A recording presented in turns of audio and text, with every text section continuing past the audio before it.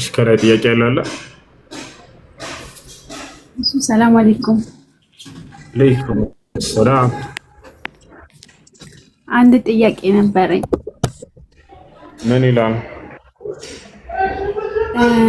አንድ ልጅ ማለት ነው አገባሻለሁ፣ ኒካህ አስርልሻለሁ፣ ግን ፀጉርሽን ማየት እፈልጋለሁ ቢል ማሳየት ይቻላል?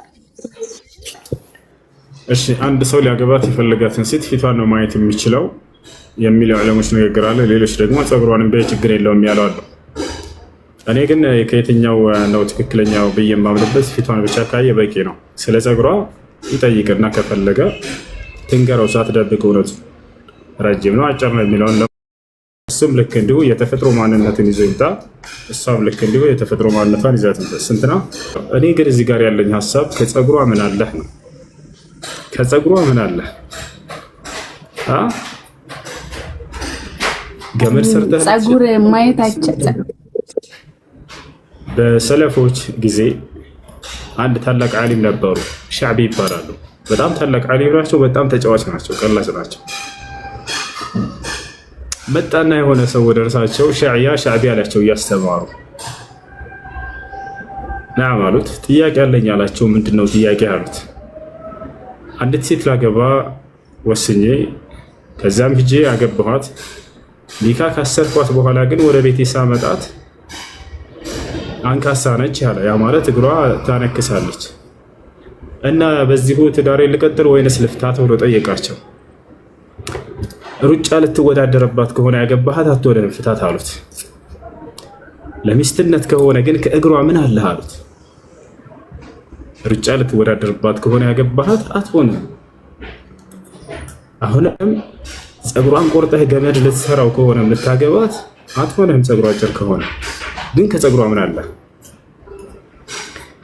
ሰለፎች በቁም ነገር ላይ የተመሰረተ ተጫዋች ነበሩ።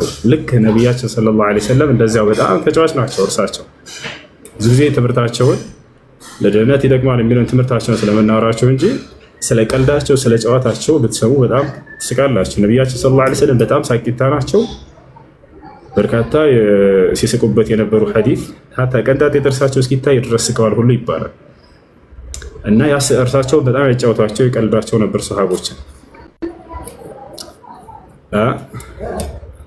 ከአንድ ሰለፍ ዘንድ መጣና አንዱ አቡ ሐኒፋ ጋር ሐጅ ላይ ናቸው። ያ ሼኽ አላቸው ጥያቄ አለኝ አላቸው። ምንድነው ጥያቄ አሉት። ሐጅ እያደረግኩኝ ፀጉሬን ማካክ እችላለሁ ወይ ይቻላል አይቻልም አላቸው። ይቻላል ችግር የለውም እሱ አሉት። ምን ያክል ጊዜ ነው ማካክ የሚቻለው አላቸው። አጥንተህ እስኪዘልቅ አሉት። ይቻላል ብለውት ምን ያክል ጊዜ ነው ብሎ ጠየቃቸው። አጥንተህ እስኪዘልቅ ድረስ እከከው ችግር የለውም ማለት ያው ምን ያክል ድረስ ነው የሚለው ጥያቄ አያስፈልግም እያሉ እየነገሩ ነው የሚላስ ነገር ሼኽ ሷሊህ አልፈውዛን ጠየቁ። ያ ሼኽ አሏቸው። ነዓም አሉ። ዩሱፍ ዓለይሂ ሰላም ዙለይኻን አግብቷታል ይባላል እውነት ነው ወይ ብለው ጠየቋቸው። እዛ ሰርግ ላይ አልተጠራሁም ነበር ብለው መለሱ። ሰርጉ ላይ አልተጠራሁም ነበር፣ ተጠርቼ ቢሆን ኖሮ ነግረህ ነበር አሉት። ሌላኛው መጣና ያ ሼኽ አላቸው ጥያቄ አለኝ አላቸው። ምንድነው ጥያቄ አሉት።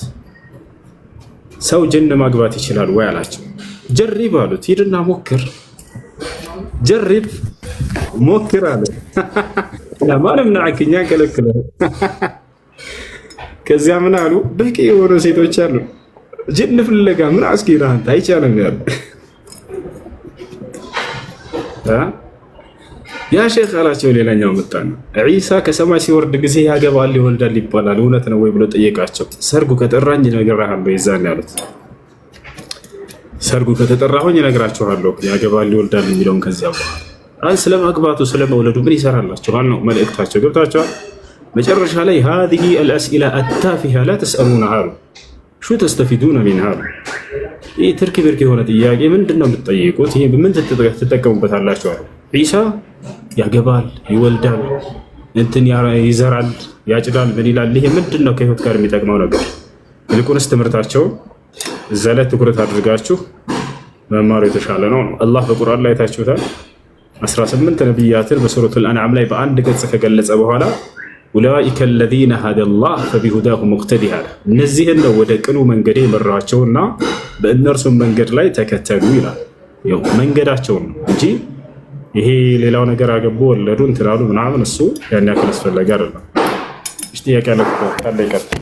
እሺ አሰላሙ አለይኩም ወራህመቱላሂ ወበረካቱ። ወአለይኩም ሰላም ወራህመቱላሂ ወበረካቱ። እሱ አንዳንድ ጥያቄ ነበረኝ ከመለስክልኝ ኢንሻአላህ። አንደኛ እናቴ ክርስቲያና ነው ወደ አኺራ ሄደችውና አላህ የራህማት ብል ዱዓ ባደርግላት ወዳቂ ነው ወይ ማለት ተቀባይነት አለው ወይስ የለውም? እሺ አላህ ሱብሓነሁ ወተዓላ እንክዶ ለሞተ ሰው ዱዓ ኢስቲግፋር ሰደቃ ማድረግ አይቻልም። ምክንያቱም አይጠቅምም ያ ነገር።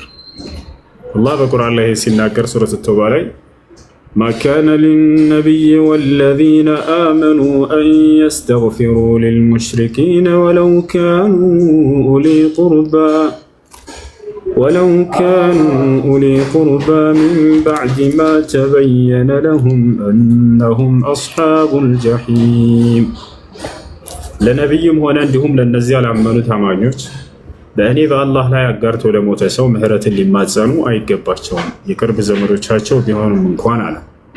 እነርሱ የገሃነም እሳት ሰዎች መሆናቸው ከተገለጸላቸው በኋላ እኔ ሊማጸኑኝ አይገባም ብሎ ተናግሯል። ያ ኢብራሂም ዓለይሂ ሰላም ለአባቱ እንደዚያ ብሎለት ነበር። ለአስተግፊረነ ለክ ብሎት ነበር። ምህረት ማጸንልሃለሁ ብሎት ነበር። አላህ ከለከለው። አይሆንም ማለት وما كان استغفار إبراهيم لأبيه إلا عن موعدة وعدها إياه فلما تبين له أنه عدو لله تبرأ منه إن إبراهيم لأواه حليم إبراهيم لأباته لأستغفرن لك بلوت نبر የት ይገኛል? ሱረት ሙምተሒና ላይ ይገኛል። ምህረትን ማጸልልሃለሁ ብሎት ነበር። አላህ ሱብሓነሁ ወተዓላ እንደማይቻል ነገረው። ልክ እንዲሁ አይፈቀድም አላህ ሱብሓነሁ ወተዓላ እንክዶ ለሞተ ሰው። መርሐባ። ሌላኛው ደግሞ እሺ በህይወት ላሉት ዳዕዋ አድርግላቸው።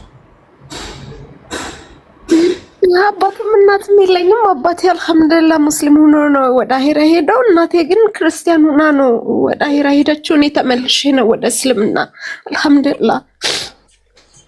አየሽ